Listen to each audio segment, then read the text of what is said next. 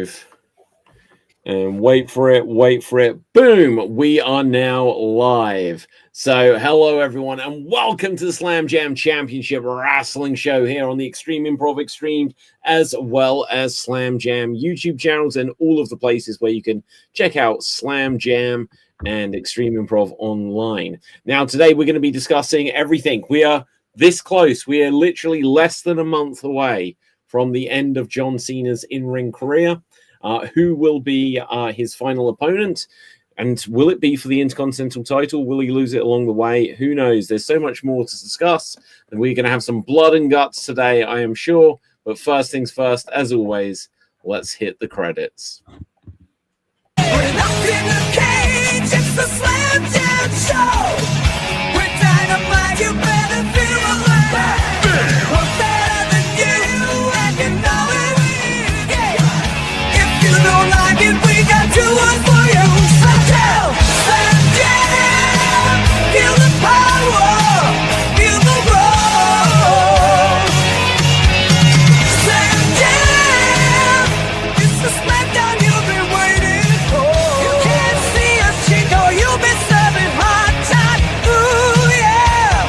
Slam Jam, and that's the bottom line. Slam Jam, now it's a Slam Jam wrestling show. We're like the girl, it's the big show. You got no chance when you're real forget. That's the respect to us if you spell what we're cooking. It's a Slam Jam wrestling show. The champion's here. Snap into a Slam Jam. The Slam Jam show. Yeah, yo. Yeah. Oh, you didn't know. It's the Slam Jam show. Read a glass, whooping ass. It's the Slam Jam F1 show of you. Yeah. Okay, so it is time to Slam and Jam. Now, on the show tonight, we have a major lineup of Slam Jammers, but we have to come to the man with the cookie or the biscuit. Is that what kind of cracker is that, there, Dave? I'm afraid it's a plain old digestive, I'm afraid. Okay. I thought it looked more like it could have been a cheese cracker, kind of like a giant Ritz biscuit, perhaps. It's size? Fuck it. I don't know. That's a big old Right, Ritz anyway. cracker. Okay, I don't know. Right, anyway, so also on the show tonight, we have Gav. Say hello to the people. Hello, people. Good. I can hear you, but hey, I still do it. Okay, of course. And we have Ian. Hello, people. Good. And I am David. Now, guys, let's get into, I think, the biggest thing from the week is that John Cena is now the Grand Slam champion. He won the Intercontinental title on Raw, opening match on Raw as well, from Dirty Dom. I really enjoyed it. I don't know what anyone else thought of this. I thought it was an absolute home run. Agree. Yeah, I enjoyed it. Yeah. There's like little snippets back to Eddie as well, which I really enjoyed. Yeah. And I like I don't know if you guys saw the other angle of like when Cena done that. What was the other angle of that? WWE released it and it was pretty good. It's like really 100%. close with him like actually doing that to Dom. So the Dom reaction was pretty good as well. So Yeah, that's great. No, good stuff. He always talks about like spot calling, doesn't he? And saying that he Yeah. wants the person in row Z to be able to like follow the story of the match. I think the person in row Z would have seen that wink. My God, that was some overacting. But The largest thing in was the a world. fun- Yeah. I thought it was. person in Rose, Go on, Dave. the person in Rose in another arena heard that one. Right. But it was odd placement. I thought I get why they did it because they managed to get the crowd so hot, but then you've still got 2 hours of Raw to do, and the crowd have all just like blown their minds. So I thought that a couple of matches suffered like from crowd fatigue afterwards, but that's a very small. Well, what was complaint. next? Was it like Rusev like progressing in the tournament? Yeah, Yeah. I He's about that. see. Look, there was people saying about could Dirty Dom be the final opponent? I don't think he's in the tournament. Like unless he sneaks in as the surprise, but that would be kind of crappy at this point. And then we've already seen Dom wrestle him now, so we don't need that anymore. I did hear a rumor about Survivor Series that might be the match for Survivor Series, is some sort of rematch between Cena and Dom. But if that happens, we know that Cena's losing it. Yeah. What would be the point of doing that? And then Cena retains if it's the last match of Cena defending the title and probably losing it, or even if it does get vacated afterwards, that's what it should be, really. I think I'd be up for it being vacated because then they've got like a tournament or like, do you know what? Like, okay, so we're a bit far out from the Royal Rumble. Well, it's from December to January. What was if the Royal Rumble winner won the Intercontinental title, but then they get the main event and then they don't want the No, I forget I spoke. You just mid-carded the whole Rumble then. Yeah. If Austin Theory wins it, he might do that. But yeah, right. Oh, God, yeah. Yeah. So we are a month out now. I think there is a chance. I think it was today or yesterday announced or rumored, not confirmed yet, that Joe Hendry has signed with WWE.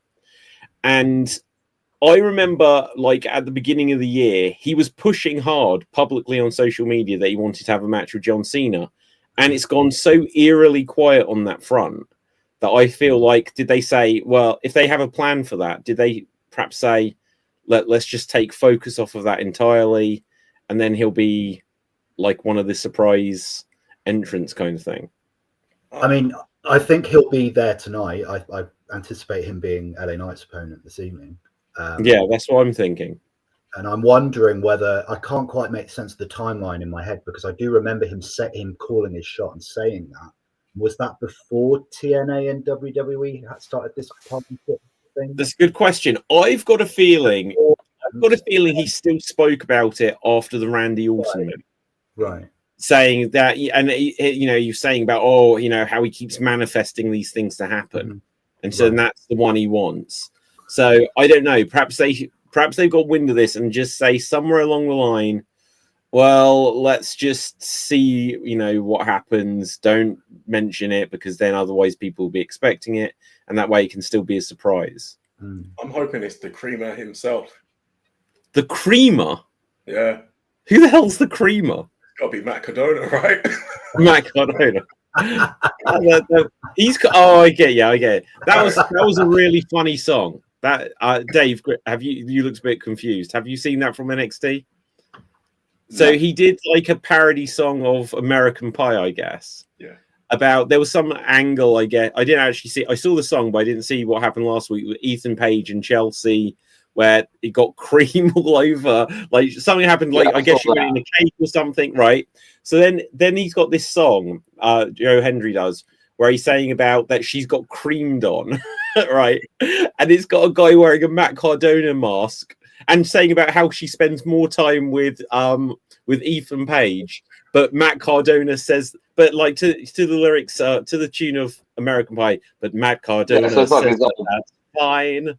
But Matt Cardona says that's fine, and he's just like sat in the corner, cucking it out unbelievably. Yeah. That's like it sounds like stuff that Joe Hendry used to do in ICW years ago. So I used to do that with face masks on and do like parody videos. So that's I'm surprised I haven't seen that actually. But but yeah, a little bit busy. Sorry, I haven't actually seen very much wrestling. I've seen women's boxing, and that's it. Actually, Dave, I think that's a good segue point there. Now you say you've been busy. And you said that you'd tell us about something on the show. Do you want to fill us in? Oh yeah, it's a sort of fun little story. So I'm directing some panto at the moment, and oh no, you're not. I did it. You did it. You went obvious. You went well done. So we've been directing panto, and one of the cast that I'm directing, a 3-person cast. and one of the people I'm directing is a guy called Jay, and they were wearing one of their sort of undergarment shirts the other day. They were no, not Jay Uso, thank God. No, this guy could perform as I want him to.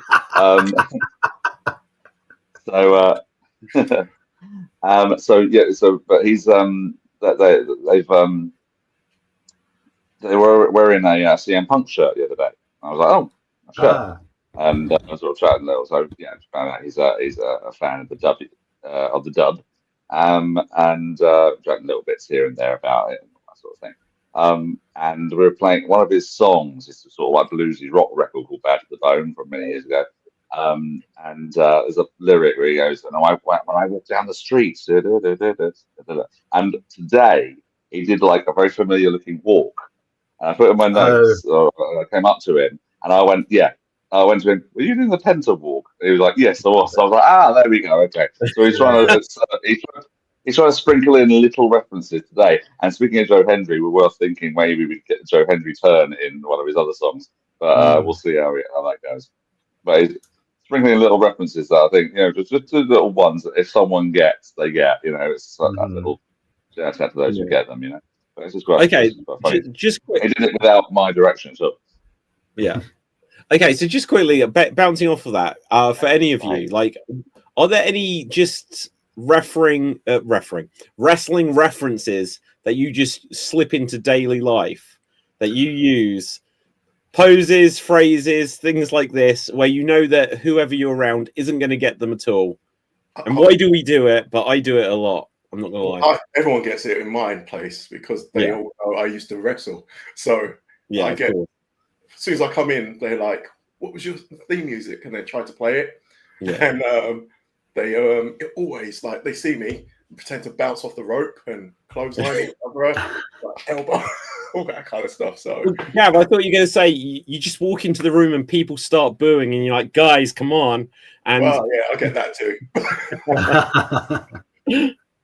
Yeah, that's great. I used to be a primary school teacher in a previous life.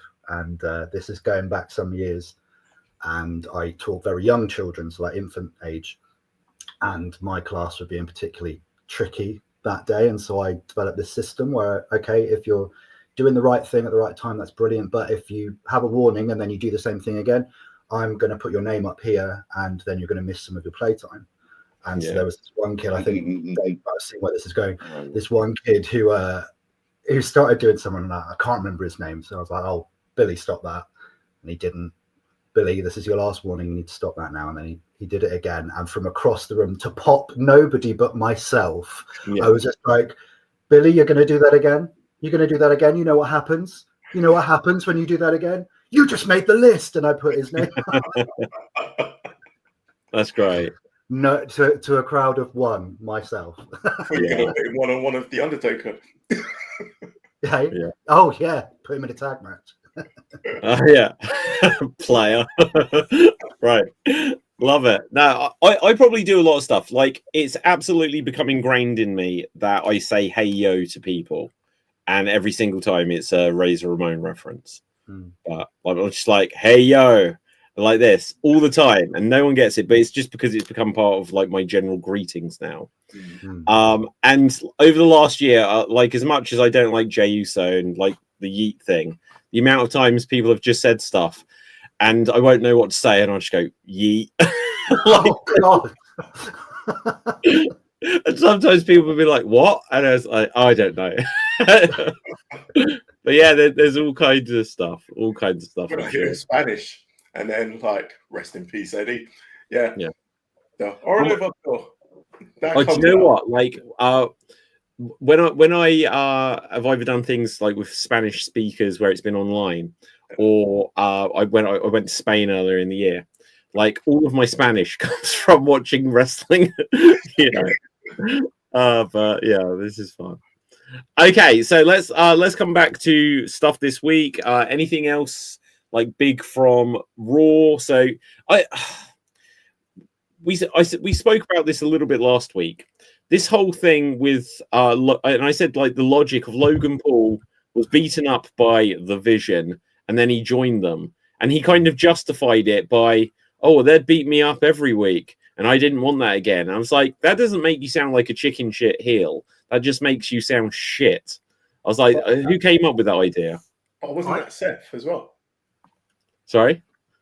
That was kind of like Seth as well, because he got tsunami'd by.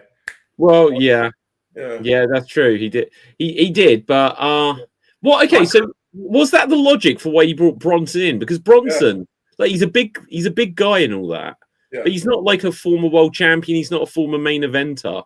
But you got to build him up, haven't you? I think Gav's right. I think they mentioned it when Bronson Reed came that he'd tsunami'd the sense into him or something. Yeah. But no, I thought they did as about as good a job as they could have done with what was a really nonsensical thing with Logan Paul the week before. I thought, like, okay, yeah, it's a really scummy thing to do, but that's Logan Paul, isn't it? So I guess. But who's the more scummier, him or Dom? Him or Dom? Well, to borrow a phrase from AEW, Dom is our scumbag, right? Right. So, whereas from what I gather, Logan is just like perhaps scum in real life. Maybe I don't know. That always seems like the general perception, and I understand it somewhat more now. But yeah, like no, the weird thing about Dominic. Oh, there's Dave gone. I said we'd have an elimination. What was I going to say? Oh yeah, like Dom in real life seems like he's a actually genuinely nice guy. Yeah. You know, I saw this clip where he went up to a kid who may have been disabled in some way and let them like touch the belt and stuff like this. Yeah. I think he seems like genuinely like he'd be a cool guy. Did you guys see the? Did you see the tribute from Ray to Eddie? Is that what you were about to say? I saw about it. I didn't see it. It's worth reading. Like it's just a long form Twitter post, really. I think that he put up as a letter to Eddie on the 20th anniversary of his passing. That's insane. That's 20 years ago. But it's a beautiful thing. Like it really is. I wish they'd almost like packaged it up and put it on Raw. Like it would be a good thing to see. Yeah. Because he's just talking about how Dirty Dom is basically this love letter to everything Eddie Guerrero was, and how Eddie would be so delighted with it, and proud. So yeah, just really, really beautiful. And can't believe it's 20 years since Eddie, man. It's crazy. That's absolutely mental. It is crazy, and I would say out of any wrestler that's ever passed away, he has been the one that's been absolutely never forgotten and continually relevant, ongoing relevant, ever since. Where obviously, sorry, no, go ahead. I was going to say, like, that kind of like that period always takes me back, because I had my WWE tryout that same week. Oh wow! It was 2 days after he died, and it was hard because we got told, and it was kind of like walking on eggshells a little bit, because they were like, all right, guys, before you even go out there, just remember, we've just buried Eddie. And as soon as they said that, we was just like, okay, how do we react now? And how do you pick yourself up from that and go and perform? Because, again, Eddie was one of my favorite wrestlers, definitely. And it was just like, okay, this is reality here now. And how do I, because I kind of try to be comedic, like I used to be, like with what I do. And it was just like, I can't really do this now. And there's a few other guys that felt the same way as well. So it was just a big impact as well. Right. Yeah. It's okay. So obviously, like, Ray has been a continual presence, although he's had a couple of periods away. But like Ray being there has always just been like this big references, things to Eddie Guerrero. Wrestlers wrestling against Rey Mysterio can just go like this to get easy heat, but everyone understands it strikes a nerve. Obviously, Dom's introduction and the fact that he's Eddie's son just means that it becomes so relevant. Vicky being there for so many years. Did I read a thing this week that Chavo has re-signed with WWE? Chavo's back. Yeah. Yeah, I can't. I don't think I clicked on it. So I assume it's just going to be that he's going to work at the Performance Center or something like this. Surely. I would presume so. It wouldn't surprise me if they brought him back like as a one-off to do something with Dom. Whether that'd be a great idea. And I thought it was interesting that even after the Dom and Cena match, where Cena goes backstage and bumped into Ray, and I had flashbacks to when Ray won the title and bumped into John Cena, and then that was the main event where Cena like took the title off him. You know, I was kind of wanting that to happen, but not to be. But I did think it was interesting that even in that moment where Ray was basically like, I think he tweeted "lol" or something at Dom losing, but Cena referred to Dom as he's a good kid. So that was like, is there a seed planting here of, okay, they are going to pull the trigger on this babyface run, which I think is time for. Like, I think he's got potential to be a genuine star. Like, as a babyface, which if you told us that a year ago, like, wouldn't have believed. Don't change him. No. Yeah. Oh yeah, definitely. Well, that's the mistake they made with, like, pick a recent example like Jacob Fatu, who was just this unhinged killer who everyone loved, and then he turned babyface, and now suddenly he's so like they neutered him. Like, so they need to keep Dom being the sniveling, cheating coward, and that was part of what Ray said in his letter. Was he said the thing that you'd love the most, Eddie, is that it doesn't matter. It's like the worse he behaves, the louder they cheer, which is just great. Yeah, like, and when you do think back to Eddie Guerrero as well, like, it was literally his gimmick to the point that it was in his song. As a face, he lies, he cheats, he steals. He never changed. He he'd smile, he'd say things and get a crowd reaction, but his character maybe was ever so slightly tweaked, but it was still essentially the exact same character. Yeah. He just became less aggressive and more endearing, but still the same thing. It was just brilliant how he done it. Yeah. I saw a great clip, I think it was just today actually, of him when he was teaming with Batista, which is like the last thing he was doing before he so suddenly passed. And I can't remember who they were tagging again. Oh, is this the Eminem thing where he accidentally nailed and he hit Batista by accident and then just went, oh, I don't know, threw it to Joe. It was Joey Mercury, threw it to Joe Mercury. On the floor. Yeah, lovely. And then Batista played his part. He turned around and he's like, I'm gonna kill you now. That was a shame. Like, who'd have thought Batista and Eddie Guerrero would have seemed like such a fitting match? And that's the thing, because at that point in time, you like, obviously Eddie was coming off the heel run, and you're still like, is he heel or face here? Is he gonna turn? And we never got the payoff.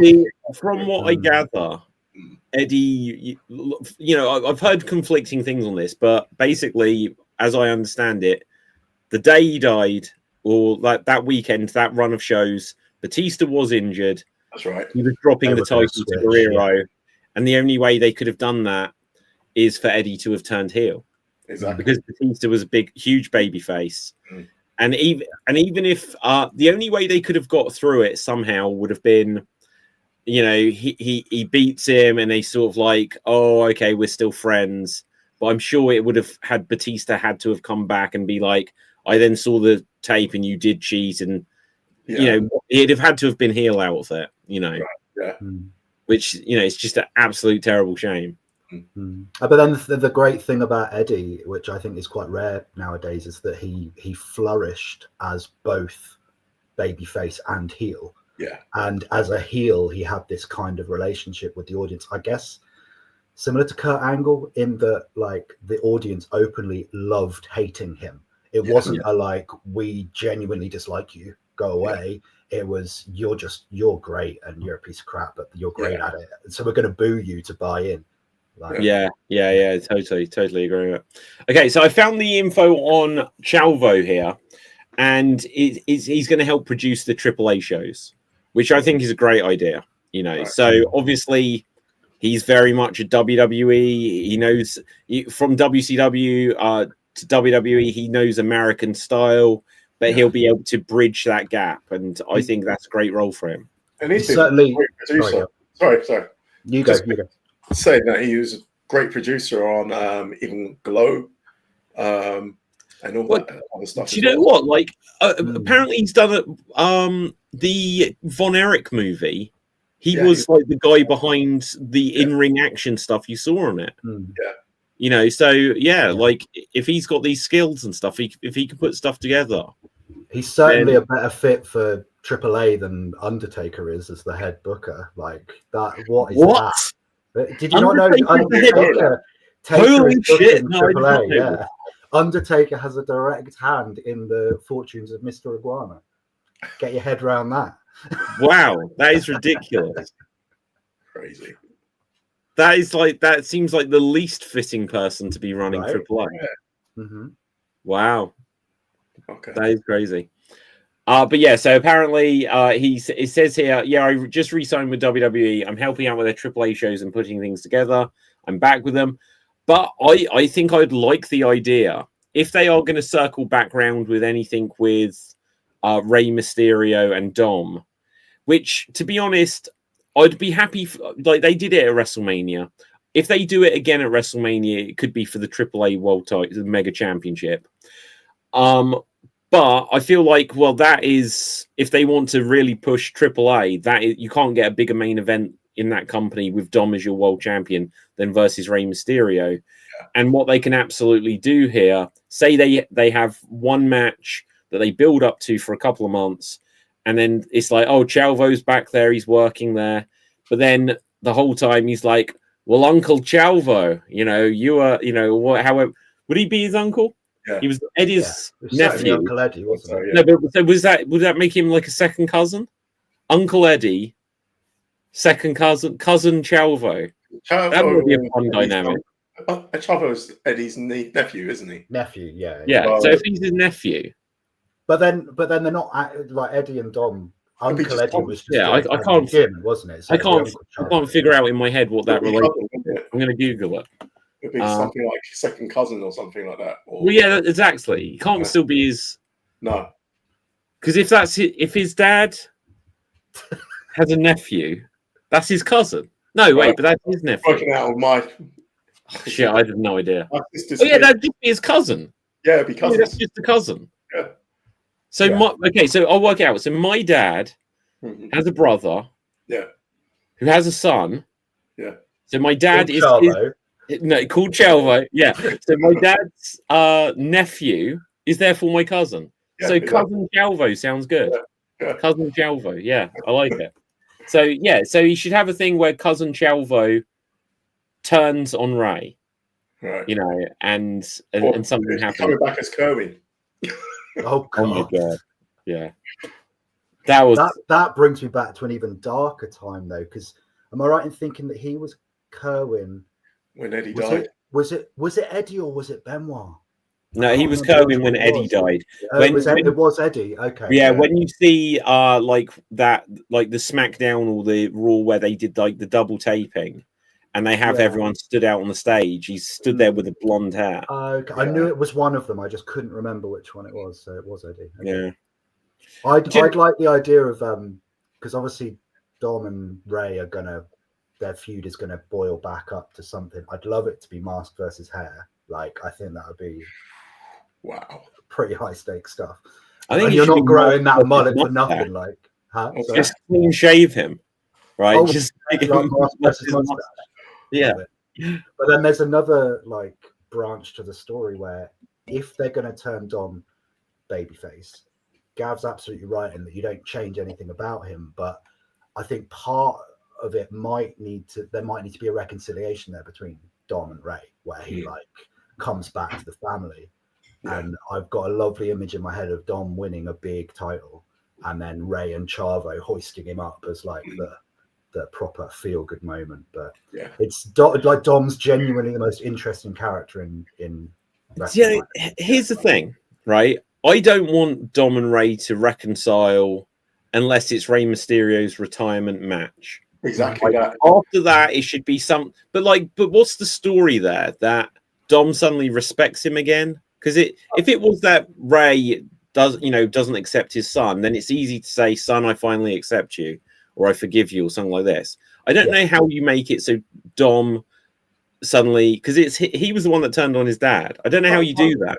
Is that Macho Man and Elizabeth at WrestleMania 7? What? Just because? Just because it's his dad and his son. You know, you get through things. And okay, so I think the way you have it happen, you have perhaps this isn't after a retirement match. No, because it feels like there would still be something. So I don't think this can be with Ray's retirement. You have to have something happen where people are beating down. So say Dom beats up his dad, and then say it was the Judgment Day or whoever in the future, then starts smashing the hell out of Rey Mysterio. Dom's walking down the aisle. He looks back. It's like, am I gonna? And he runs in and he saves him. Yeah. And maybe it's even like, I didn't save you because I like you. I saved you because I don't like them. And he can kind of deny it. And then perhaps Ray could pull him back in and they have the hug and all this kind of thing. And it could be a case where I'm saving you for my kid. If he has a kid. Okay, they need to find some kid that basically they can say is his kid when it's not his kid. Grandson. Yeah, What's exactly. up to? Well, no, they just need to find a Dom for Dom. So they need to find another wrestler who's got a kid where they can like say like Becky Lynch and Seth have got a kid. Now, Dom is too young for that to work out. But it'd just be like, you know, so if Rhea has a kid, like in 3 years' time or something, they need to just do a storyline where Dom claims to be the father. I'm your puppy. Yeah, absolutely. That would be awesome. That'd be good. That would be good. That would be good. Okay, so guys, what else is on our minds this week? I've got a couple of other bits, but what are you guys thinking? Tag champs. Yeah, go for it. So, which tag titles? Kabuki. Oh, yeah, so the women's tag. Yeah. So I kind of skimmed through that match, but give me your thoughts. I thought it was a good match. I enjoyed it, and I'm surprised a lot of people picked up on it, where they showed where Asuka was like really professional and protected Charlotte. With Charlotte, yeah. So I didn't think people would pick up on that kind of stuff, but they did. They saw it. It only kind of takes one person, probably a wrestler, someone who's got training, just to spot, you know, because you do end up seeing these videos where a compilation of when a wrestler saves someone else. Yeah. And it will always show like AJ saving James Ellsworth and stuff like this. And so what was the mistake? So her arm was out and what would have happened? It was like dangling down, wasn't it? So when what's her name? Kyrie was going to come off with the elbow drop. If she'd have landed it, she could have broke her arm, kind of thing. So I see. I could have put it in place and whatnot. So that was pretty good. Yeah, it tells you something about like the whole business and what they're achieving out there. Someone, you know, you wouldn't think Charlotte Flair would be in a position to have a mistake, but everyone's watching out for each other's backs there. You know. Yeah. So always protect your opponent, kind of thing. Right. Yeah. I think the women's tag division's in really good health. Like, and I'm hoping it's not just for the sake of War Games, but they've got several really, really good women's tag teams at the moment, and having banger matches as well. I feel a bit for Bailey and Lyra that they seem to have now been sort of shoved to the side a little bit. I thought they might make War Games, but unless they go 6-on-6, that doesn't look likely. Yeah, because at the moment it's only 4-on-4, isn't it? And the men's is 3-on-3 at the moment, I think. So yeah, but you can't even do the concept of War Games as 3-on-3, really. No, it would just be over very quickly. Yeah. Brock is definitely joining the men's, isn't he? And Roman. 100%. Like, could be Roman. Yeah. Like going back to that whole Las Vegas casino trailer thing they did for WrestleMania. Do we have to? Well, yeah. But that just tells you that Lesnar's going to be heavily factored into the next few months.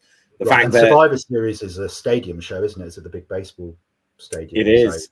But also, Triple H is there and it was random. And then 3 Paul Heyman guys were there and it's random.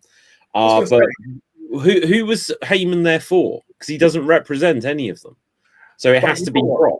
You mentioned, one of you mentioned something on this show last Was it last week? We was talking about the table, or was it the week before?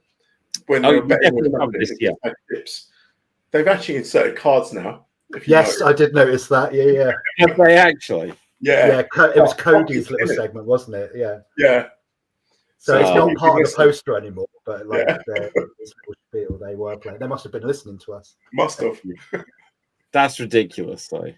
But yeah, they all just sat down like for no reason. It's just like I put down 200. It's like, damn. I get there. You go. Yeah. Don't forget, you're all here because of Triple H. All hail the king. Oh yes. We've got to make sure we remember. Why didn't we even come out on Raw to introduce John Cena? Oh my God, that went on forever. Yeah, of course it did. Well, the one thing I'll give Triple H, he didn't give himself the grand entrance. They played his music when he was already in the ring. Oh, I promise you, he had the grand entrance before the show ended. Yeah. Like that was probably the full pre-show was just him coming down. Yeah. And it was a weird vibe because it highlighted to me, the Triple H crap aside, it highlighted to me how sad it is that they gave Cena's last match to the highest bidder, which is Washington DC. Yeah, because the way Triple H was talking about Cena, the way that he was received, it was like that could have been his last night. Yeah. Like that arguably would have meant more to him and to those fans. Like, because now it's like they've had this huge peak and then they've got to keep going for a few weeks. Yeah, and a Saturday night's main event, is it going to, surely they have to do it commercial free or however they're going to do it. It's just, because even just look at Goldberg's where it's like, imagine if it happens again, like Cena's in the ring. I'd love it. Grab Mike, guys, and it's ended. You can't see me. Get out of here, you. On to the next thing. I hope they have a plan. Because look, Goldberg's, even if it hadn't gone off the air, and then it was on YouTube anyway, so it didn't matter in that sense. People could see it. Goldberg lost. He gave a speech. We don't see him again. What is that just going to be it with Cena? He loses the Intercontinental title either before it or in that match. He'll give a speech. It just feels like that doesn't feel special enough. He's coming back for Mania, not to wrestle, but just to say bye and be inducted into the Hall of Fame, maybe. Will they put him into the Hall of Fame straight away? I was about to say, I wonder if that's the end of the show. I wonder if that. Well, because it bloody will be, won't it? Because who will it be that announces his Hall of Fame induction? Yeah, Papa H will come on down and main event Cena's last show, so we can induct him into the Hall of Fame. Do you know what I'd love to happen? Genuinely, like he's had his last match and he's thinking, okay, I'm about to give a speech. Papa H comes down. It's like, John, we're making you the first inductee into the 2026 Hall of Fame. And Cena's like looking around. He's like, second. Sorry, who's the first? Steph. Oh, okay. But anyway, and then he's just like, I just signed with AEW. Wouldn't that be hilarious?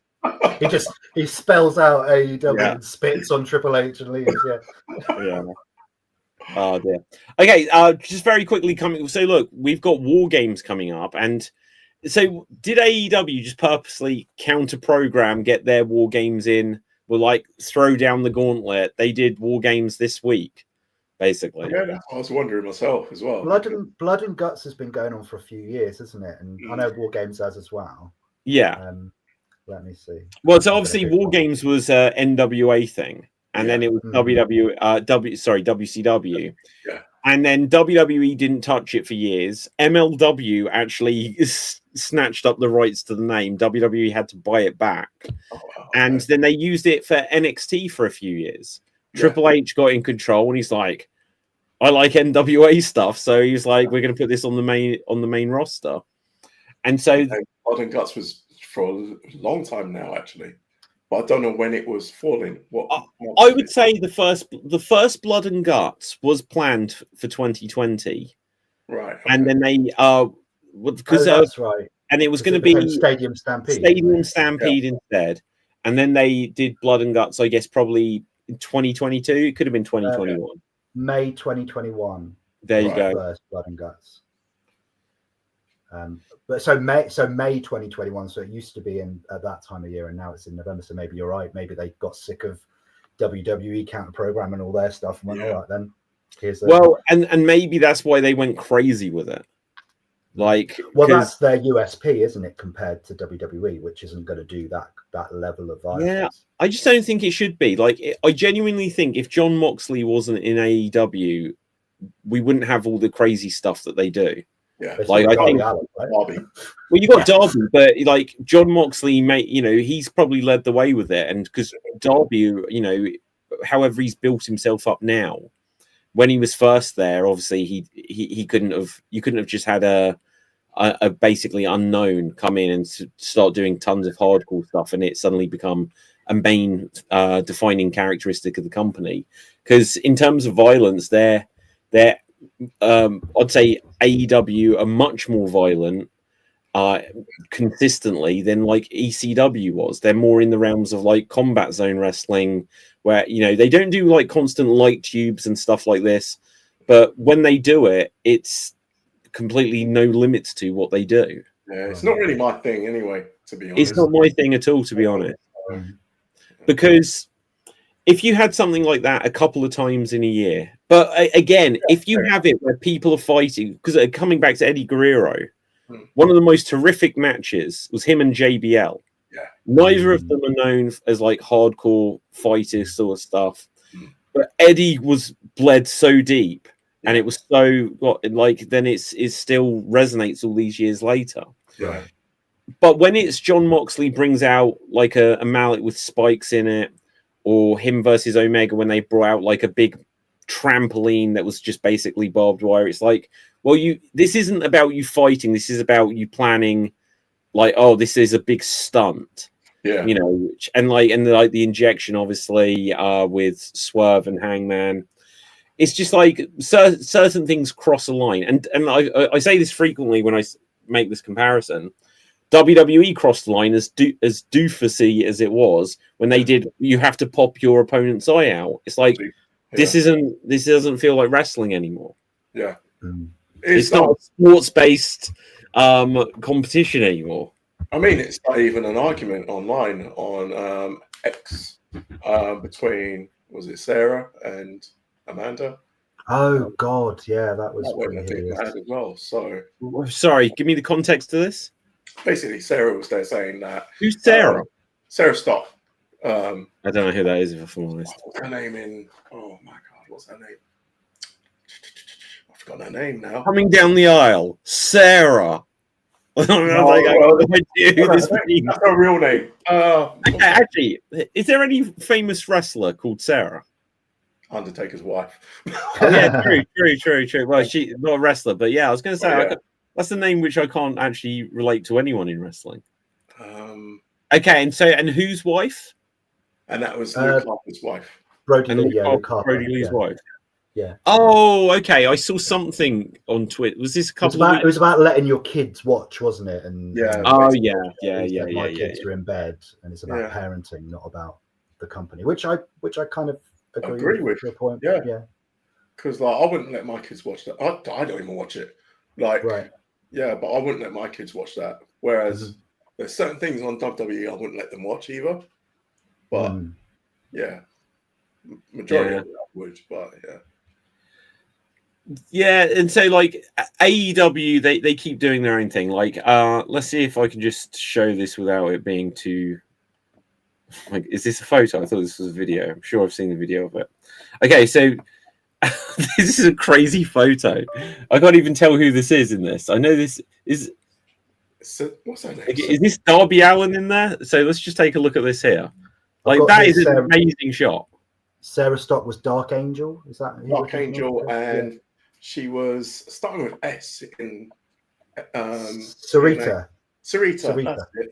Yeah. Okay. Sorry, I took away from the table spot then, David. Sorry. No, it's oh, well, look, that's an amazing photograph. Right, let's just bring it back into view a second. Just that is a very cool photograph. It's absolutely insane because I've seen the clip of this and he comes up from really up high. Who went through that? Sorry, I think that's Darby. Because look, I'm just looking at the face there. And I think it's like the two-tone. Oh yeah, and look, he's got like the tights, the weird Peter Pan tights that he wears for some reason. But okay. Was that a coffin drop or something? No, I think that was just. Oh, okay. Hang on. But that reminds me. I put this into the group chat earlier. So apparently, Sting's son is being trained to wrestle by Darby Allin. Yeah. And I'll repeat the joke that I made there. So it's like, so how do I take a bump, teacher? Well, you jump and gravity takes over. That's it. Like, I wouldn't want Darby Allin to teach me how to do any of this. Day one of training isn't flat back bumps; it's body back. Like, get in, kid. Yeah, exactly. Body bumps. Craziness. Okay. Did you? I've seen highlights from Blood and Guts. We had a women's Blood and Guts match. We had the men's Blood and Guts. That was pretty good. Yeah. All of the clips I've seen are pretty entertaining. Of course, that you see all of the crazy stuff highlighted.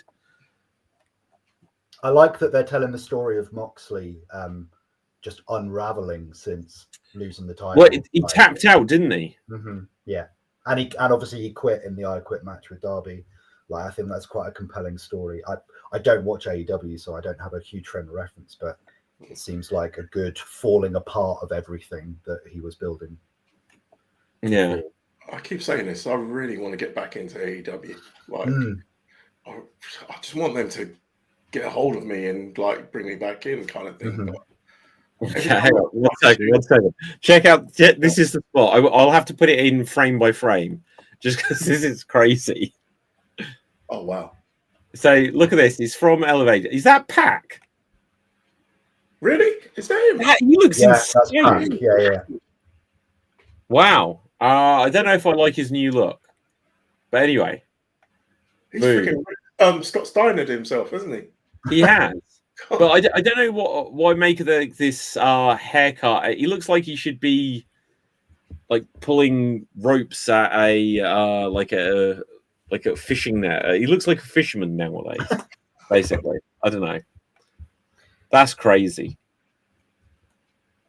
Okay, and is this like a AEW Cody flaming bit where like he's still on fire? That's absolutely.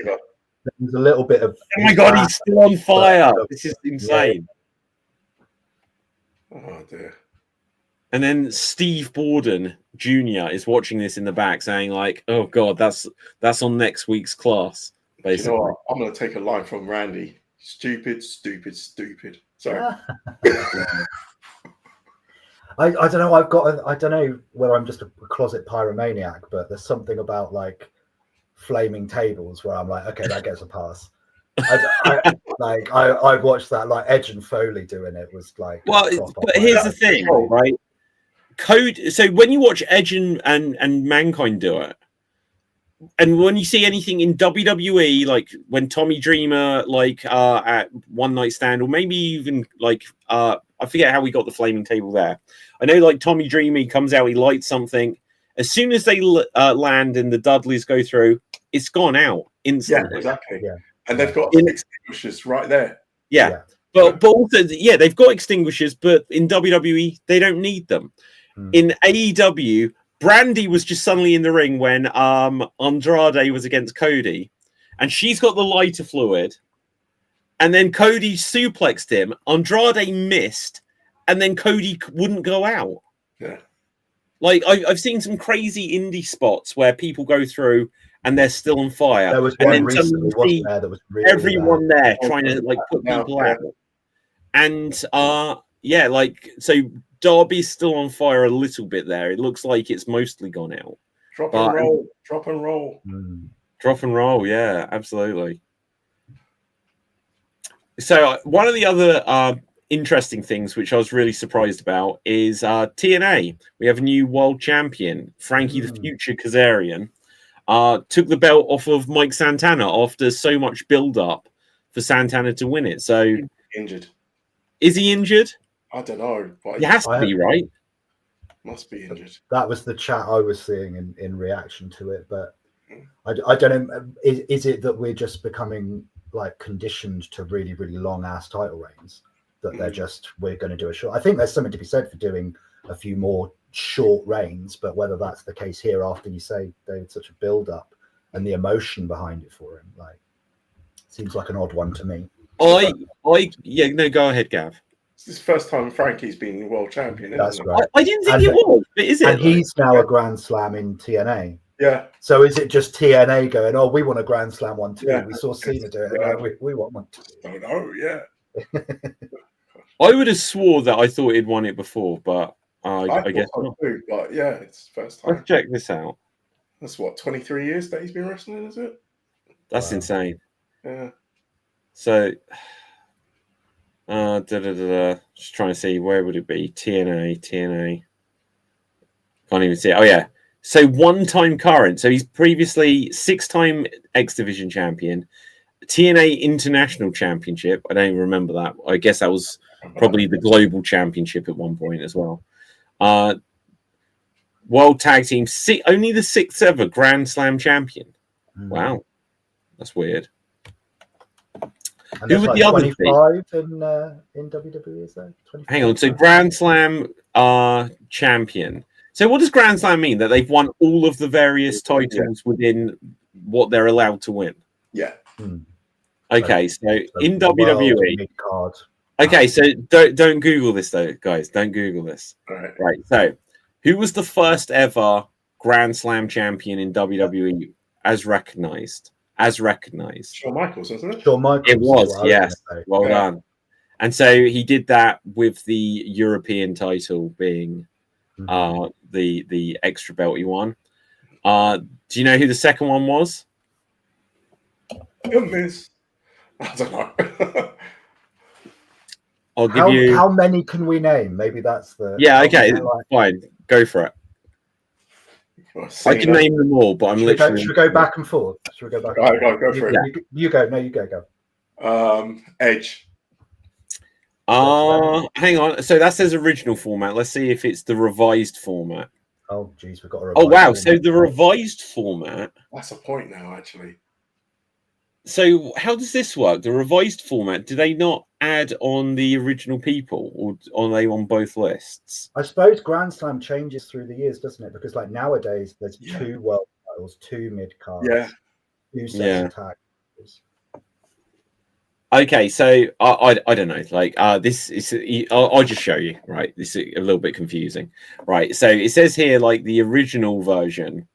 And so obviously it's world heavyweight, intercontinental, tag, different tag, European, hardcore. And so it's Shawn Michaels, Triple H, Kane, Jericho, Angle. Oh yeah, so Angle's there. Eddie Guerrero, Rob Van Dam, Booker T, Jeff Hardy, Bradshaw, Christian, Big Show. So what's the justification? So Bradshaw only won 1 world title. So you only need 1 world title. One more at that point, yeah. One more. Okay. Title. Oh, yeah, that's the original format. Yeah. And so apparently the first one to do it in the new format was Kurt Angle. Now, obviously, he wasn't a Universal Champion, but he was a World Champion. Yeah. Intercontinental US title, and then Tag Team Championship. So you need 1 tag title. You need, I guess, 1 World, and then both of the mid cards. Yeah. Okay. So Eddie, Edge, Big Show, Miz, Daniel Bryan, Jericho, Ambrose. AJ was going to be my next guess, so he's there. Okay. Finn Balor, that's crazy. Yeah. Really. For one day, he got the. Yeah. Oh. I don't know. It feels so crazy that he was world champion for a day. The first day that belt was created, and it was the first Universal, is that right? And then every time they showed the belt, the crowd booed during the match because it was such a horrible unveiling. Yeah. Well, it was just exactly the same as the WWE title, but red. Yeah. And then later they turned it blue when it changed brands. Yeah. Do you remember when they were first doing the roster split? And I think Batista went from SmackDown to Raw. Yeah. And then Teddy Long said that there's going to be a match to decide the SmackDown champion. And they'd got a belt and it was covered over. Right. And then we're like, and Bradshaw won, and he's like, I'm the first. Say it was JBL, wasn't it? Yeah. And then they were like, well, actually, Teddy Long comes back out. We don't need it because our new roster pick, and it was John Cena. That's right. Yeah. I think it was that way around, not the other way around. Yeah, you're right. Yeah. Yeah. Like, so I wonder what belts, because I'm sure they had a physical belt there and it was covered over or it was in a bag. And obviously they didn't get one made. But I wonder, even if Teddy Long comes out and says, oh, we're not doing this now, I think Bradshaw was announced as the first ever SmackDown champion. I might be wrong on that. I remember it.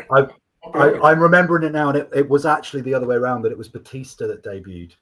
Oh, yeah, okay, that makes sense. Because that was the year, I think, that Jericho... because Bradshaw lost the world title to Cena. Yeah, absolutely right. Yeah. Gosh, wasn't that roster... So WWE absolutely saw Batista as the lead guy. Yeah. And Cena was the secondary champ. Yeah. And how, like, and this is no disrespect to Batista, but how different that story became overall. Yeah. Right. Like, honestly, in the grand scheme of things, Batista isn't really even a conversation point compared to John Cena. And that, obviously, that's a lot because Batista took himself out of the game. And the crazy thing about that as well, what if Brock never even left? What if Brock never left? Like, Brock would have been the main guy all the time and not Cena. Because yeah. I tell you what, I think Brock needed to leave to become what, in the same way, if Cody never left, he wouldn't have been what he was. I think Brock needed to leave for his mystique to become what it was. Because when he was first there, I was like, it's another Goldberg. He's built like Goldberg. They're pushing him like Goldberg. And truthfully, I wasn't really enjoying how he was squashing the Hardys or whoever they were putting him against. And then when they put him against Hogan and Rock, and I was like, the Rock shouldn't be dominated by this guy. This guy isn't proven yet. He's just built like Goldberg. I was so unhappy when I knew the Rock was going to lose to him, but I was like so unhappy about it because I was like, that's the Rock. Why is this guy just like green as anything? Yeah. Sorry, I didn't like how they squashed Rock on that, but exactly. But and so then he left, and it's like, oh, so he's going to play football, and then it's like, oh, what? He's going to do Ultimate Fighting, and then I was like, oh, he can kill everyone. Oh, he can kill everyone if he wants to. Yeah. Oh, so he's legit. And so then when he came back, and you think, so here's a turning point in history. If Brock Lesnar hadn't just been heard on the microphone going, Suplex City, bitch, right? That whole thing would have never become a thing. Right. We would have never had the match where he just did 17 or 20 suplex to Cena. And so much of what Brock did would have been different. Because it was... Who was the Three Amigos was obviously an Eddie Guerrero thing. But was it Benoit or was it... Benoit did the Germans. Yeah, he did Germans, but so did Angle. Which one of them did it first? Because the whole idea of just... Well, I guess Taz, human suplex machine, but it wasn't a chain of suplex, the same suplex, the same suplex. The idea of just doing the same move over and over again, unless you're Kevin Nash just with forearms because you've got nothing else. No one ever did that. Pretty sure it was Chris that started that. I thought it was Benoit, yeah. So Benoit before Angle. Yeah, I think so. And then I remember the Steiner match with Triple H where it was so bad that all he was doing was belly to bellies, which then Big E did in his singles run, didn't he? He would do a chain of 3 belly to bellies. Yeah. Like so many people got like. I remember Billy Gunn started doing a triple suplex. I was like, you don't earn this, right? Did I see EO doing something? Because EO had a match in Japan. And she did a German suplex chain where instead of like throwing and then turning, she threw her and then like back flipped over. Yeah. And like, so it was like a proper chain. Oh, wow. German. I think it was EO that did that. Yeah. But yeah, it's always Eddie, the vertical suplexes as well. So I always just love the leg pop. Well, that's the Three Amigos. Yeah. Oh, but that was the thing. So Benoit and Angle did the Germans, yeah. And then Eddie was the vertical suplex, holding onto it, the leg kick thing, the roll round sort of thing. And I kind of feel like, well, that's who it should have been, but everyone was like, we're taking that, because it was such an easy thing, especially the verticals. So easy for both you and the opponent. The Germans obviously is tougher for both of you. Well, I say that, I'm not a wrestler, but you're landing differently. You're not being supported, and even if you're the one doing it, they're somewhat landing on you, and you're having to throw them overhead. But yeah, okay. So guys, anything else? I'll see if there's any breaking news and stuff. I would just add Seth's superplex into the Falcon Arrow. I know it's not the same move chain, but I always just loved that. Like, really good. One of the things that always makes me pop for chain wrestling is great. Just where you can string together moves. The only thing I don't like about that one is because, like, you're supposed to be hurt from coming off the top. True. Yeah. That's the only thing that I don't like about it. I'm like, okay, when you take a suplex off the top rope, it's supposed to hurt you, but you're still transitioning into the Falcon Arrow. But I do like the move. Right. Yeah. Well, kind of remind you saying that like it's supposed to hurt. There's supposed to be some registering there. That was the biggest thing that I didn't like of Cena and Dom, is that I'm wondering whether the planned finish was for Dom to try and hit the frog splash, and Cena to like roll him through and then pick him up. Yeah. But there seemed to be this really long gap where all that then happened was Dom just hit the frog splash. Yeah. And Cena was almost like winded and then went, oh, now I'm going to pick you up. So it became a total no sell of that finish. But it was a fun match. I enjoyed it. Doesn't work for me, brother. You're right. Yeah. Okay, so like one of the only things I'm finding here, like obviously tonight, SmackDown tonight, probably the most intriguing thing is the Last Timers Now. Who will LA Knight's opponent be? Yeah. The thing that's is a shame is that LA Knight is losing this match. Oh yeah. Like who possibly could be the opponent that would be worth them actually doing this, and then they just lose? B-Square. Now there's someone with history with Cena. I like it. Or I'm here for it. Yeah. Yeah. I'm just looking forward to seeing the internet meltdown when LA Knight loses, because there seems to be a certain section of the internet wrestling community, to use those words together, that like just can't seem to get their head around the fact that just because someone loses a match doesn't mean they are being buried. Just because somebody wins a match doesn't mean that person is being shoved down our throats. Like, and there's this narrative going on about LA Knight at the moment that he's being buried and punished and and it's like he missed 1 week of Raw, and like otherwise he's just constantly in the main event picture. Like, he's having a good run. Like, I was gonna say, I'm not too sure as well, because like I did see something where there was a sign in the crowd and he picked it up where it's like, that's right, yeah, push was it push LA Knight? It was we want LA Knight, right, something like that. So, not Jay. Jay, that's it. Yeah. Well, I think LA Knight needs to win a world title this upcoming year. Otherwise, the moment has passed. Because it's not like his character has evolved in the last 3 years. He needs to turn heel. Yes, absolutely. And that could be a story told by him losing quite a lot for a while. Like, it could be in the service of something greater. Yeah. You know? He gets desperate, turns heel, then he gets his title, and he's on a mad run, like, because he's cheating, doing stuff to keep the title, and then you're building a story really right there, and he built another star kind of thing at the same time. Again, like, if he turns heel, I just don't, like, if he can find a new edge, like if it, like McIntyre turned heel, absolutely found like an edge.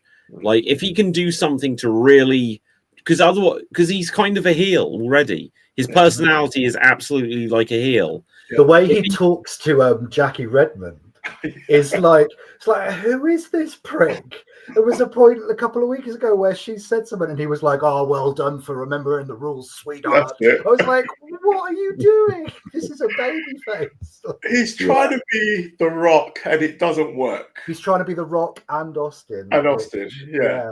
Like it doesn't work because you've got to have a certain characteristic to do that. You've got to be a nice guy. He's a jerk. Yeah. He's a complete jerk and it doesn't work like that. So it's just, he needs to be a heel. He does. Yeah. He's already a heel to me, damn it. Yeah, he is. I don't know. I think he's going to turn heel. The fans won't boo him that much. No. And they'll be like, "Oh, they were on your side because they liked you. They were behind the idea of you, like winning a world title and beating the odds." I think because look, obviously, like he's been enjoyable. Eli Drake, he's always had this stuff. They made him Max Dupree, and he's an example of someone who kind of stood up for himself, fought to be this thing, and pushed his way up.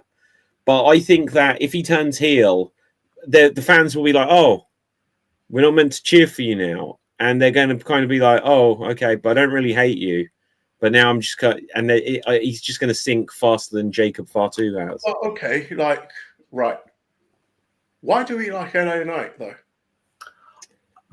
I think the audience like saying Same. Yeah. And so if you want to turn him heel, take away from them. Yeah. Like, this is the big thing that bothered me about Seth turning heel, is that they kept his song that everyone loved to sing.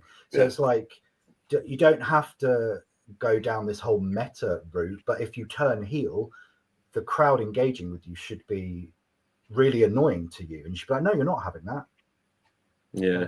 This is where I'm going to sound bad. Are you turning heel, Gav? I'm already a heel.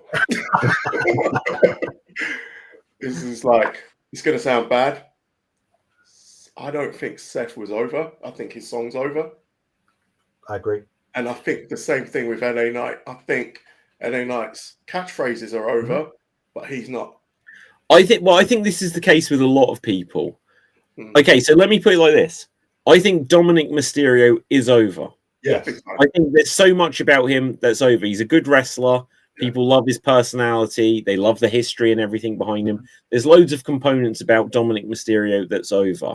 Yeah. I think when you get someone like Seth, it's kind of they grew fed up of him. They kind of like, there was an element of where, oh, your personality online, we're actually not that keen on you in a lot of ways. Your song works, we can sing it. And in the same way that we can say in the same way we can say yeet. Yeah. This is the whole Fandango thing. Yeah. Where like they went, apparently Fandango announced his retirement. Retired, Or no, he's retiring in January. Oh, is that right? Okay. And it's just like he can retire if he wants, and maybe, well, of course he can, and maybe he's going to be factored in backstage. Maybe he'll get a job with WWE, Performance Center, and all this kind of stuff. But I think Fandango announcing his retirement, I was literally like, I don't care. And I don't care about Fandango. I never did. I know this whole Dango thing. Oh, but when he was back in NXT, I never cared. I never cared about him. Is that anything? I've been doing this 17 years. I'm like, it feels like you debuted 2.5 years ago and people sung your song and I didn't care then. Yeah.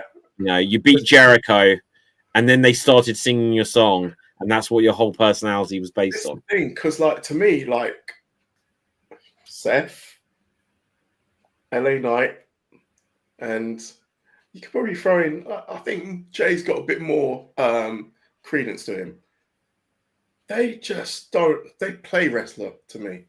I've got nothing invested into them except for their music. So let's put it like this. So not the original was the Watts, obviously, but Daniel Bryan, yes. No. Take that away from him. They still love him. Yeah, they love him over. Yeah. He was over from when he debuted in NXT. He was clearly the one that got everything the most. He was do you remember they said a challenge, go and sell T-shirts and stuff like this? Yeah. Do you remember this? Yeah. He goes out into the crowd, and other people there was Skip Sheffield, so like, oh, you got to sell this, you got to give me the money, like this. Yeah. Daniel Bryan went in the crowd, it's just like, here you go, winning people over, and then like whoever was on commentary at the time was just like, what's he doing, the idiot? It's like, no, he's winning people over. Yeah, exactly. And do you remember like the keg challenge? Oh yeah. He holds it like this. He's like, I can't lift it compared to Skip Sheffield and Titus, and he just danced around it. Like, Michael Cole was like, "You've got to try to beat the time, you idiot!" Yeah, and he was just winning people over. Yeah. And so when he then started saying yes, and it got over, it didn't define him. Exactly, because you know when he did it or didn't do it, and even with the idea, because like if you took away, they literally did take away the yes from him. Yeah, they didn't want it to be a thing because they thought it would be another what. Which to a degree it was. And they're like, we're going to have you say no. And what did he do? He got it over. So now the audience, where they don't like something, no. And that takes us back to what I was saying about when you turn heel, what the crowd investing in you should really annoy you. And so when Daniel Bryan turned heel, he was like, stop saying yes. That's why he started to say no. Yeah. It's, I think you're absolutely right. He wasn't defined by it. He was already over. Yeah, he was charming. He had personality. And look, and so when he then became like the planet's champion with his belt made from fallen oak and whatever else, you couldn't hate the guy. You couldn't without him. Well, I guess that takes us back to talking about people like being heels who you love to hate. I would say Daniel Bryan was one of them, and that heel run as the planet's champion. If he's not that douchebag, love to hate, eco warrior dickhead, then Kofi Mania isn't the same level of wonder that it became. Exactly. Well, you say about Kofi Mania is right. They did everything to try. There's a few Daniel Bryan, Kofi. What are the other? There's a couple of other examples of where Becky Lynch are people that they didn't want to put. They didn't want to put the belt on. They didn't want to make the main event, and the fans absolutely said this has to be it. In the case, and look, and Karrion Kross, Killer Kross, he thought it was going to be him as well, and it wasn't. And now he's in House of Glory or whatever it's called.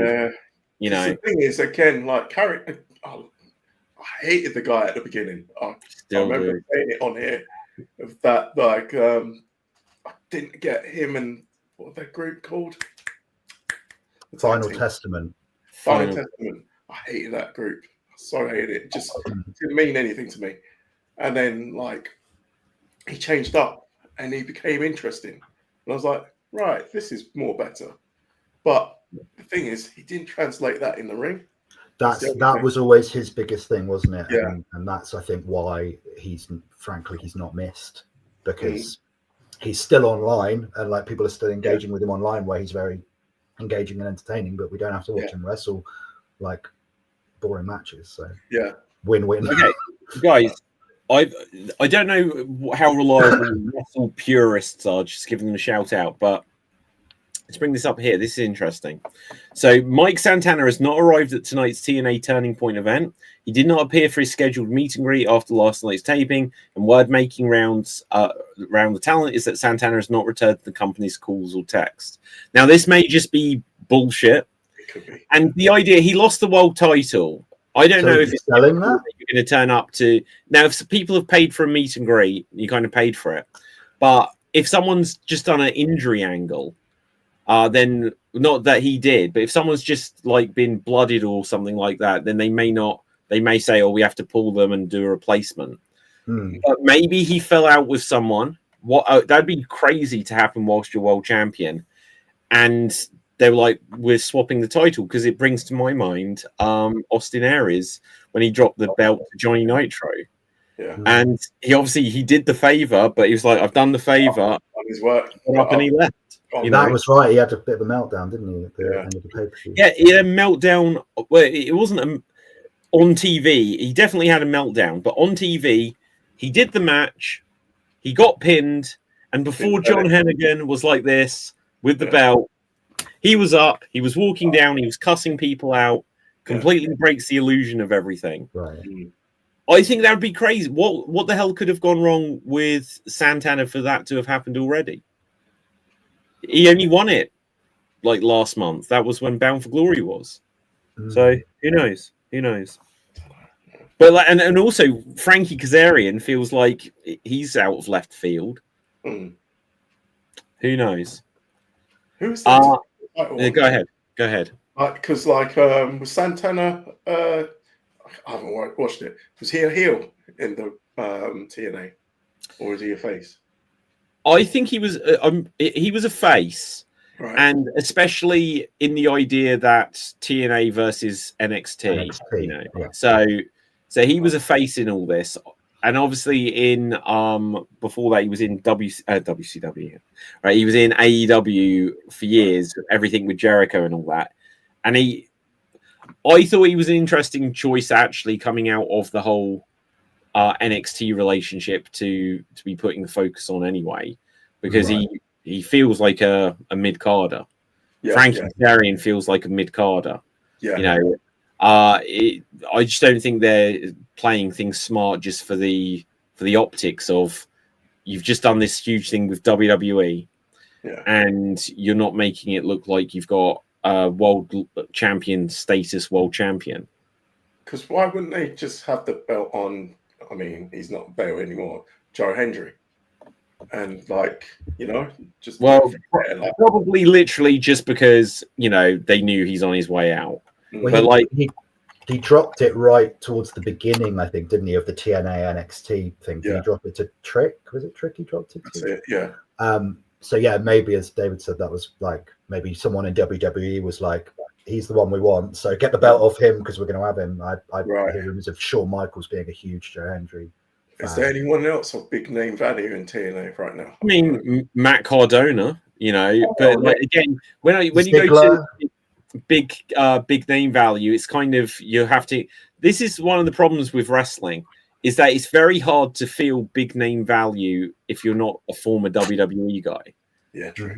In fact, just having a quick look at their roster, who could have they given it to? So obviously they could put it onto one of the Hardys, but they're at their tag and they feel at retirement stage. So you want it on someone a bit younger. Seeing who could have been a candidate here. I mean, obviously you could put it back on Moose. You could put it back on Nick Nemeth. Mustafa Ali, but then again, that's another. I mean, he is former WWE, but he's someone that's on the way up. Yeah. So I think he's a good choice. Obviously you could put it back on Nick Nemeth or Moose. Mm-hmm. But Frankie Kazarian, it feels like they're doing it for the reason. It feels that he's probably a transitional champion in that, you've never been world champion. Yeah. We need to take the title off of Santana. We'll put it onto you, and then we'll work out where we go from there. Unless they're going to do a thing going into Genesis, which is where I don't know what their plans are for Fandango, where Fandango will then win a world title on his way out, but it doesn't feel like you should do this. Oh wow, I forgot that Cedric Alexander was in TNA now. All right, yeah, completely forgot that happened. Right, anyway, guys, let's begin to wrap things up here. I have one quick refresh to see if there's any breaking news, but where can we find you guys? Ian? You can find me right here next time. Gav? Same. Ditto. You know what? I shouldn't have said it like this time. One day I'll surprise you and be like, here's my new handle. Yeah. They'll be like, wait, you got 1 million followers. Right. I was going to say, I've got my YouTube channel that I've started with my old wrestling clips and everything, but it's old. It's 20 years old. I'm an old guy. And the recordings aren't that great. The audio is even more rubbish. So if you want to check it out, it's just my name. We still need to have a watch along on the show. Oh, yeah, true. Yeah. Okay, one last thing I saw. This is just fan created. But what happens if the surprise opponent tonight leads to this?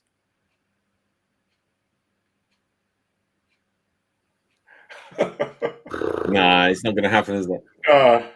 Do you know if things, the storyline says it should have happened. It should have happened. Cena turns heel, joins with The Rock, and it's led to nothing ever. Yeah. Do we want third in a lifetime? I'll take it. Not after all the crap that's happened in the last year or so. Like, I never thought you could show me a poster with The Rock on it and my reaction would be, yeah. But that's where we're at now. It's just like, if he's turning up, it's to ruin something. Is how I feel about it. What was if Travis Scott is the mystery opponent tonight? He just comes down. I can have a nap while he's coming down to the ring. Doing all this. Yeah. He's got that belt that means nothing. And his sage that he's burning. Yeah. And see, what would be hilarious is he comes out and he's like going to be LA Knight's opponent, and LA Knight's looking around like, what is this? Cena should just appear, put him through like a table or something, get rid of him. And then, okay, so is there a possibility? Is Edge or Jericho coming back? Not Edge. I could see Jericho potentially, but I kind of hope they save him for the Rumble. Like, because I don't think Jericho versus Cena as the last match really does anything for either one. No. And I think if you were going to do that, you would then have to have Jericho lose at some point during the tournament, which is not the best way to bring someone. Yeah, exactly. I think. Who's your favorite? Like, out of everyone to Gunther. Be Cena's last match, who would you go for? Gunther for me. I've said it for a while now. I don't want Gunther. Yeah, I'm not really big on that. Like, what his new gimmick is? He retires people. It's just sure. I would have gone. I genuinely would have been up for it being Dominic. Because then I would have been like, oh my god, he can ride off of this for years to come. Yeah. Whereas already Gunther has been like, I've got 2 minutes to spare to defeat Goldberg. What's he going to say about John Cena? And then he wins the Intercontinental title back. What about the title, I'm not sure, but I kind of think that it's a good potential avenue to get towards Gunther Lesnar if that's where they're going. Because in Cena's last year, Lesnar's the only one who really squashed him, and it was a squash. And then in the build to Lesnar Gunther can be like, well, you squashed him, but I retired the guy. So, like, I'm going to go one more. Yeah. And this is going to sound crazy. I want Kurt Angle. Oh yeah, I've wanted that the whole time. Do you see Kurt Angle, that lying bastard? He did some commercial and he's taking bumps and he looked great. He lost some muscle mass, but he was still moving fluidly. Yeah, and that would be brilliant for like Kurt's last match as well. Yeah, because Kurt didn't get a last match; he got Baron Corbin. That's what I want. Double retirement. Yeah, exactly. And Kurt is another one. Yeah. His music, "You Suck," and they did it even when they cheered him. Yeah. I'd like to see the visual actually of Angle coming out. Cena goes to shake his hand, and Angle slaps the taste out of his mouth in a reverse, ruthless aggression moment. That'd be brilliant. I'd like to see that. Circle. Finish. Yeah. Okay, so like there is. Do we know who all of the opponents are for the John Cena thing? Because I just tried to Google it because I'm not even sure myself, like who it was. And so obviously we had Priest and Rusev. We had Nakamura and Sheamus, Miz and Yeet, LA Knight and Unknown. But isn't there another mystery person on the other side? Or have I made that up? On Raw next week, I think there's another mystery. Yeah, I think that's what they'll do for these first rounds, is there'll be one a week that is a surprise. So the mystery person tonight is probably going to be Joe Hendry. Yeah. And then on Raw then, if they've got a mystery person, actually the person underneath here is saying, could it be? It's not Moxley. Come on, it's not Moxley, idiot. People don't understand how contracts work. And it's hilarious. I don't know. Like, maybe. But then they'll be like, oh, it's going to be one of these guys, unless they've got someone exciting as the mystery. I don't want Matt Cardona, who's probably as old as Cena, to get that final match. But then we can actually bring Eve Torres. Oh, can't really, because Matt's now married. But yeah, Eve could have come back. Eve coming back and the whole Cena kissing. What, to wrestle John Cena? Not to wrestle it, because remember the storyline. Like, Cena took his girl away from him. Yeah. Okay. It's going to have to be Chelsea now, but... Yeah. I think that the difficulty is with the whole surprise thing, though. You're saying you don't want Cardona, but like anyone bigger is going to be wasted on the surprise being here he is to be in the first round of a tournament against whoever. Well, like, okay, so Joe Hendry, people might be like, oh yeah, he wanted the match with Cena, and then he could be into the last two. If you have it so that, imagine if it was Chris Jericho tonight, and you're like, oh my God, Jericho is going to win and he's going to be his opponent. And then imagine if on Monday it was Edge. Who do you give it to? You know, that's what you want. You know, if suddenly Randy Orton was back in there. Apparently earlier in the year, Rob Van Dam said that if he hadn't been injured, he would have had Cena wanted a match with him, which I almost found a bit strange. I felt like, really? That, you know, perhaps he wanted to do something just to call back to, because obviously if Cena wins, we riot. That's the whole Rob Van Dam thing.